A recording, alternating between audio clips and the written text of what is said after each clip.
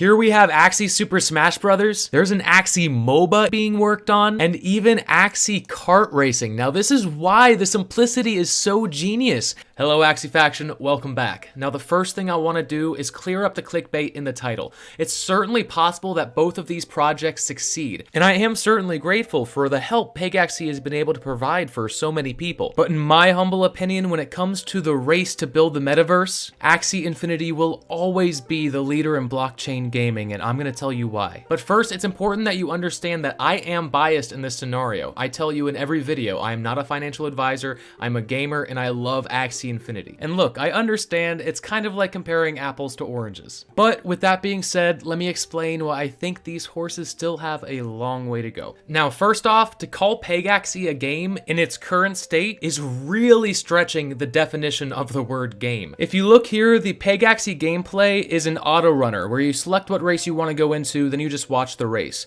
There's no skill involved, it's 100% based on RNG. Now, a lot of people say, oh, but you get emotionally invested in your horse, and because of the monetary incentive, it really makes you excited to watch this race. Now, I'm sure that that is true at the beginning, but I'm hard pressed to say that you're going to continue to be excited race after race after race. And if I'm wrong and you do enjoy this for the long term, then more power to you. But in my opinion, to call this a game is like calling slot machines a game. Now you could certainly make that argument, but personally I just don't agree. Now the best argument I've heard for this point is that Axie Infinity started off as an auto battler too, so how is Pegaxy any different? And well, it is actually extremely different, let me tell you why. Now in Pegaxy, the winner of the race is essentially chosen through code at the beginning of the race. Watching the race does not give you any sort of value, it just wastes your time. Whereas in the old Axie Infinity battler, watching the battle actually gave you immense value.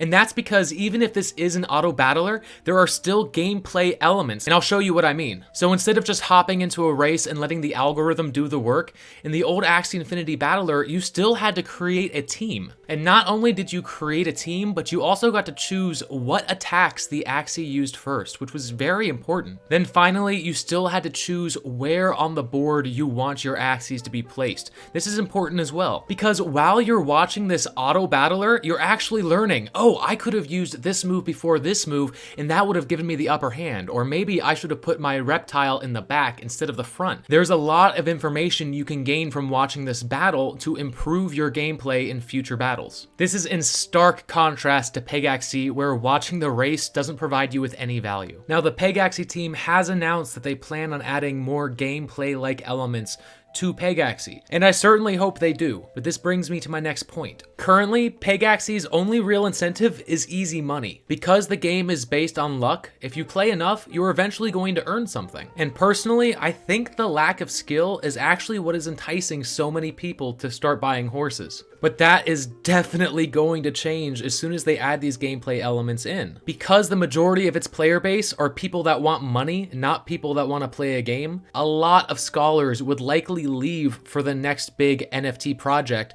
as soon as they have to start learning how to play a game. So how is this different from Axie Infinity? Well, in Axie Infinity, the big scholarship boom of 2021 didn't start until after the auto battler was already phased out. Meaning, while there are a lot of players that join for the monetary incentive, everybody who plays understands that this is a game and you're going to have to learn how to play it. And despite the large number of scholars that only entered in to provide income for their families, there are still hundreds of thousands of players that love Axie Infinity, love playing the game, and are excited for the future, regardless of any monetary incentive. All this to say, if you removed the play to earn aspect from both of these projects, Axie might lose a lot of players, but it'll still maintain a very strong core player base. Whereas for Pegaxy, it's going to lose almost all of its players because right now the product just isn't there. Now again, they did say that they want to add more gameplay elements, so let's assume that they create the greatest horse racing game of all time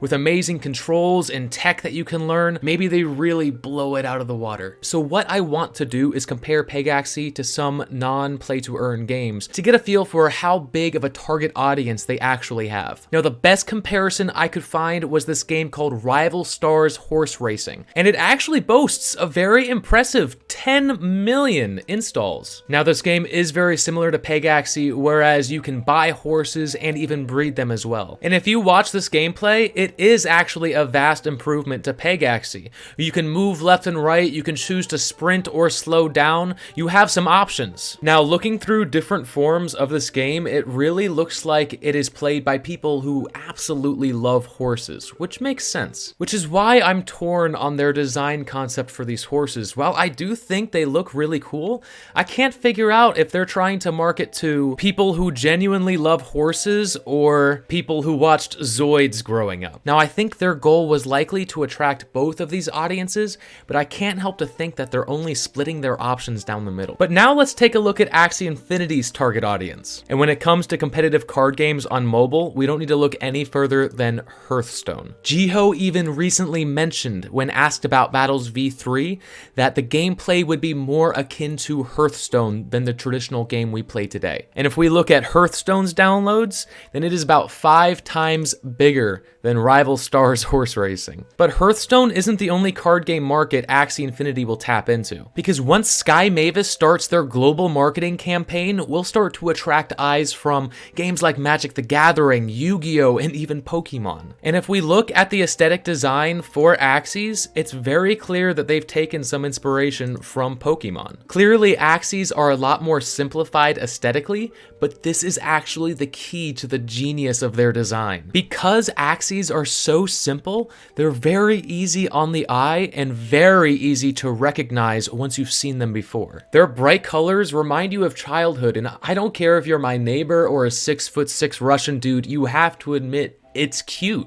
And finally, because it's so simple, it's extremely easy for an artist to recreate with a pen and paper. And that same design concept has been used by extremely successful companies like Hello Kitty and even The Simpsons. If you want to understand this concept a little bit more, there's a great video on minimalism and the secret to Hello Kitty's success that I highly recommend you watch. There'll be a link down below. All right, back to Pegaxy. Looking at the white paper here, we can see their plans for future gameplay development. And they mentioned some of the things we talked about. They want to reduce the RNG, they want 3D racing, player-controlled racing, and they're even thinking about doing attack and defense tools depending on the community's feelings towards the idea. Now, personally, I like the idea. Anything that adds an extra level of depth on a competitive level is going to be great for this project. And what I find really interesting is by looking at their roadmap, we can see by Q3 and 4 of 2023, they plan on introducing community-based games, and you're going to be able to actually use the Pegaxy NFT in those games. I'm really curious to see what people come up with for this, because this is very similar to the Axie Infinity Builders program, where they're already providing grants for third-party groups to create their own games and use cases for Axies. And I don't know if you've seen the leaks for some of these third-party games yet, but these look phenomenal. Here we have Axie Super Smash Bros. Here we have what looks like an Axie MMORPG still in early development. There's an Axie MOBA even being worked on, and even Axie kart racing. Now, this is why the simplicity is so genius. It's because you can fit them into almost any scenario and it just looks and feels right. In fact, Axies are so simple, you could even use Axies to recreate the entire Pegaxy game and no one would think twice. These community-driven games are starting to look amazing, but personally, I just can't see a horse doing any of these things. When it comes down to it, I can't imagine using horses for anything other than just racing, and I think Pegaxy is always going to be bottlenecked by that fact. But as I said before, Pegaxy definitely has room to grow and improve. But again, and this is just my opinion, it will never be as big or as universally accessible as Axie Infinity will. And that is all I have for you today, folks. If you liked the video, make sure to like and subscribe, and I'll see you in the next one. Thanks.